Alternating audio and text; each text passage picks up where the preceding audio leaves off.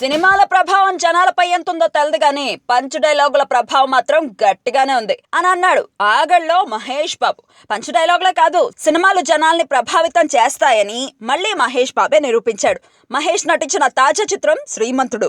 ఊరి దత్తత నేపథ్యంలో సాగే ఈ సినిమా బాక్స్ ఆఫీస్ లో కలెక్షన్స్ ను కొల్లగొట్టింది. ఊరిని దత్తత తీసుకుని బాగు చేస్తే సమాజాలు, తద్వారా దేశం మొత్తం బాగుపడుతుందన్న పాయింట్ జనాలకు బాగానే రీచ్ అయింది. మంచు విష్ణు 10 గ్రామాలని దత్తత తీసుకుని ఆ ఊర్లకి నీటి సరఫరా అందించడానికి ప్లాన్ చేస్తున్నాడు. ఇప్పుడు శృతి హాసన్ కూడా ఇదే బాటలో నడుస్తోంది. తమిళనాడులోని ఓ పల్లెటూరుని శృతి దత్తత తీసుకుంది. ఇప్పుడు ఆ ఊరిని ఎలా అభివృద్ధి పరచాలా అని ఆలోచిస్తోందట.